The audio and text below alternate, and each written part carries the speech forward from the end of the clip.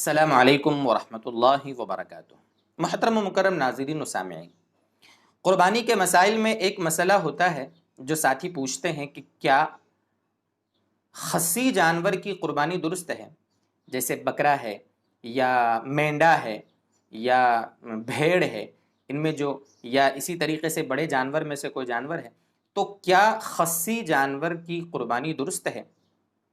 دیکھیے، اصل میں یہ جو کنفیوژن ہوتا ہے نا، اس کی بنیادی وجہ یہ ہے، جو لوگ تشویش میں مبتلا ہو جاتے ہیں کہ ہم لوگوں نے سن رکھا ہے، بلکہ مسئلہ بھی یہی ہے کہ قربانی کا جانور بے عیب ہو، اور لوگ یہ سمجھتے ہیں کہ جب بے عیب جانور کی قربانی درست ہے تو کسی جانور کو خصی کر دینا تو عیب ہے۔ خصی کر دینا گویا کہ اس کو نامرد بنا دینا، اور کسی جانور کو نامرد بنا دینا تو عیب ہے، وہ اب مادہ جانور کے قابل نہیں رہا تو اب یہ عیب ہو گیا۔ لیکن دوستو بزرگوں، یہ ہماری غلط فہمی ہے۔ ہمیں اس سلسلے میں یہ دیکھنا ہے کہ وہ جو جانور کو خصی کیا گیا ہے وہ انسانی نفع اور فائدے کے لیے کیا گیا ہے۔ بلا وجہ خصی کرنا تو غلط ہے، لیکن اللہ تعالیٰ نے یہ جانور جو پیدا کیے ہیں، حلال جانور، یہ ہماری منفعت کے لیے ہے، ہمارے نفع کے لیے، ہمارے لیے اللہ نے پیدا فرمائے ہیں۔ اللہ تبارک و تعالیٰ نے ان حلال جانوروں کا گوشت یعنی گویا ہمارے لیے مرغوب بنایا ہے، یہ تو ہمارے لیے مفید چیزیں ہیں، اور کسی جانور کو خصی کر دینے سے اس کا گوشت لذیذ ہوتا ہے، اس پر گویا کہ کہہ لو کہ سارے اطباء، ڈاکٹرز اور ماہرین اور سمجھدار لوگ اس پر متفق ہیں۔ تو جب گوشت بھی لذیذ ہوتا ہے اور ہمارے نفع کے لیے اللہ نے اس کو پیدا کیا ہے، خصی کرنا جب درست ہے تو پھر اس کی قربانی کیوں درست نہیں ہے؟ اور چلو ٹھیک ہے، یہ تو عقلی باتیں ہیں، ہمارے نبی صلی اللہ علیہ وسلم کا اس پر کیا عمل ہے وہ بھی دیکھیں ہم۔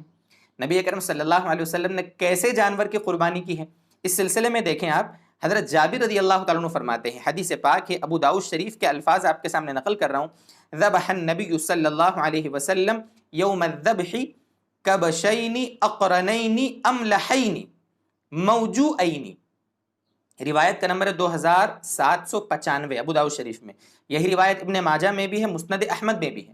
اس کا ترجمہ یہ ہے، حضرت جابر رضی اللہ عنہ فرماتے ہیں کہ نبی اکرم صلی اللہ علیہ وسلم نے قربانی کے دن 2 مینڈوں کو ذبح فرمایا جو سینگ والے تھے، چت کبرے تھے، یعنی کہ بلیک کلر میں وائٹ کلر مکس، اس طریقے سے خوبصورت، اور آگے موجوعین یعنی دونوں جو مینڈے تھے وہ خصی کیے ہوئے تھے۔ جب ہمارے نبی صلی اللہ علیہ وسلم کا عمل موجود ہے تو ایک مسلمان کے لیے اور ایک ایمان والے بندے کے لیے اس میں شک اور تردد کی کیسے گنجائش ہے کہ وہ خصی جانور کی قربانی کرنے میں شک کر رہا ہے؟ دوستو بزرگوں، ہمارے نبی صلی اللہ علیہ وسلم کا عمل بھی یہی ہے، ماہرین بھی جب یہ کہتے ہیں تو پھر خصی جانور کی قربانی جائز ہی نہیں بلکہ بہتر ہے، بہتر ہے۔ اگر کوئی جانور خصی نہیں ہے تو اس کی قربانی بھی جائز ہے، البتہ خصی جانور کی قربانی بہتر افضل ہے۔ اللہ ہم کو سمجھا دے، عمل کی توفیق دے۔ وآخر دعوانا ان الحمد للہ رب العالمین۔